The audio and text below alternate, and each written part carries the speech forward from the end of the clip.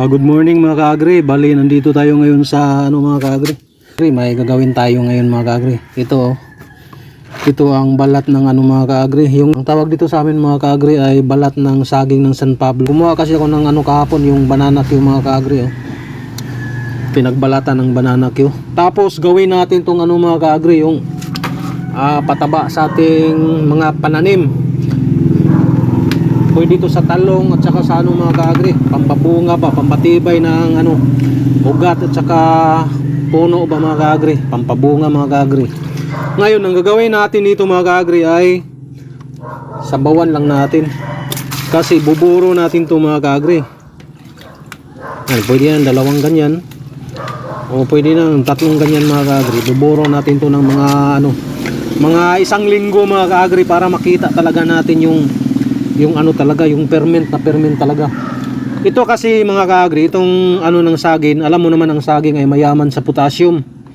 Hindi lang potassium mga kaagri, may mga pa to iron, calcium. Basta marami pa to mga kaagri, maraming benepisyo sa balat ng saging. Ito rin ay kapag yung hindi ka makatulog mga kaagri. Sa gabi hindi ka makatulog.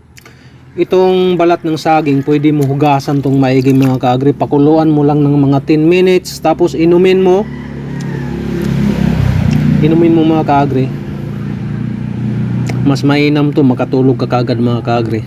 Sa mga yung may dyan, yung may hindi makatulog sa gabi, pwede ito siya mga kaagri, yung balat ng saging.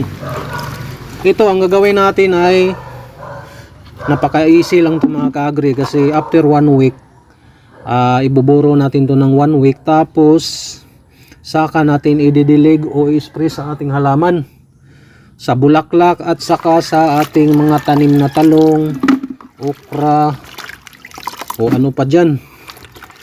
Mas mainam to siya mga kaagri, mayaman sa potassium, mataas ang percentage nito sa potassium mga kaagri. Ganyan lang. Tapos ipiperment natin to ng 1 week. Pwede mo lang anuhin to mga kaagri, yung ganyanin mo, iwain mo. Pwede rin ganituhin mo lang mga kaagri.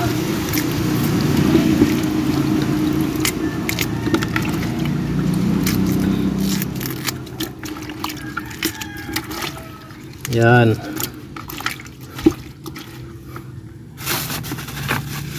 Ganito ang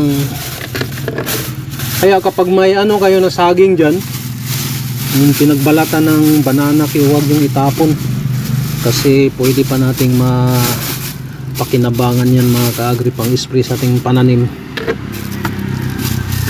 Ganun lang kasimple mga kaagri. Yan. Para hindi talaga makasingaw yung ba.